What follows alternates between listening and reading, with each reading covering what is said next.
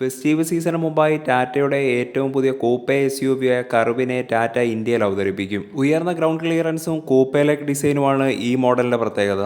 2022 ഒരു കോൺസെപ്റ്റായിട്ടാണ് ടാറ്റ കർവിനെ അവതരിപ്പിച്ചത്. ശേഷം 2023 ഓട്ടോ എക്സ്പോയിൽ അവതരിപ്പിക്കുകയും ഈ വർഷം നടന്ന ഭാരത് മൊബിലിറ്റി ഷോയിലും ടാറ്റ കർവിനെ പ്രദർശിപ്പിച്ചിരുന്നു.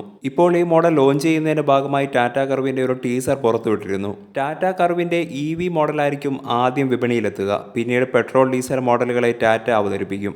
MG ZS EV, വരാൻ പോകുന്ന Hyundai Creta EV, Maruti Suzuki EVX എന്നീ മോഡലുകളാണ് ടാറ്റ കർവിന്റെ മുഖ്യ എതിരാളികൾ.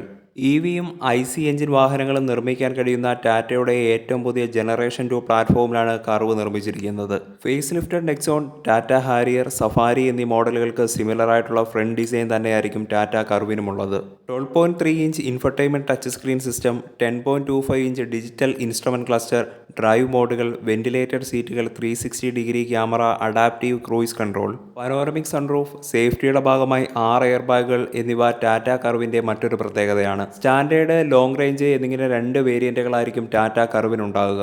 EVക്ക് പിന്നാലെ IC എഞ്ചിൻ മോഡലുകളും ടാറ്റ അവതരിപ്പിക്കും. നെക്സോണിലുള്ള അതേ 1.2 litre 3 cylinder turbo petrol engine 118 HP 170 Nm ടോർക്കായിരിക്കും പ്രൊഡ്യൂസ് ചെയ്യുന്നത്. 1.5 ലിറ്റർ 4 സിലിണ്ടർ ഡീസൽ എഞ്ചിൻ വരുന്ന മോഡൽ 113 HP 260 Nm ടോർക്കാണ് പരമാവധി പ്രൊഡ്യൂസ് ചെയ്യുന്നത്. ഒരു 6 സ്പീഡ് മാനുവൽ ട്രാൻസ്മിഷനും 6 സ്പീഡ് AMDO DCT ഗിയർ ബോക്സോ ഈ മോഡലിലുണ്ടാകും.